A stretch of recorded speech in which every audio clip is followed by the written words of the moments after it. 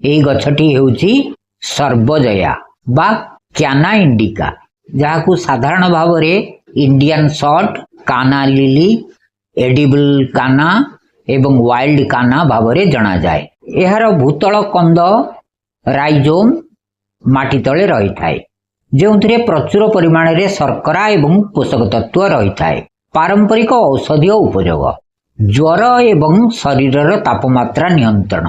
आयुर्वेद एवं लोकचिकित्सा अनुसार एई गछर मूल एवं कंदर क्वाथ डिकोसन प्रस्तुत करी पीले शरीर अत्यधिक ज्वर कमी थाए।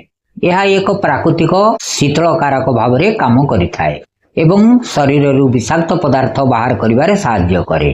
द्वितीय चर्म रोग एवं क्षत स्थान उपचार। जदि शरीर रे कौनसी प्रकार क्षत घा किंबा चर्म संबंधी समस्या यथा चर्म रे फली जिबा किंबा जलापोड़ा हेउथिले तेबे सर्वजया पत्र एवं मूलर पेस्ट प्रस्तुत करी सही स्थान रे लगाइले शीघ्र उपशम मिलिथाए। एहार एंटीसेप्टिक गुण एवं एंटी इन्फ्लेमेटरी गुण क्षत को शीघ्र सुखाइबारे सहाय्य करे। तृतीय हजम प्रक्रिया एवं पेट समस्या।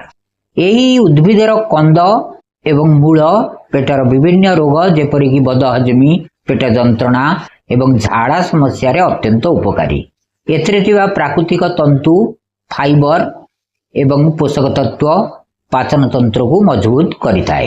चतुर्थरे मूत्राशय संबंधित रोग, मूत्रकुष्ठता, डायसूरिया अर्थात परिस्रा कला बेले जलापोड़ा हेबा किंबा कष्ट अनुभव हेबा समस्या रे यार मूलर रस बा क्वाथ अत्यंत लाभदायक होइथाए। यह मूत्रनली को परिष्कार करिबारे एवं संक्रमण दूर करिबारे सहाय्य करे। सावधानिता, सर्वजया गछर घरोई उपचार बा आयुर्वेदिक प्रयोग करने पूर्व जड़े अभिज्ञ वैद्य किंबा आयुर्वेदिक विशेषज्ञ परामर्श नियंतु।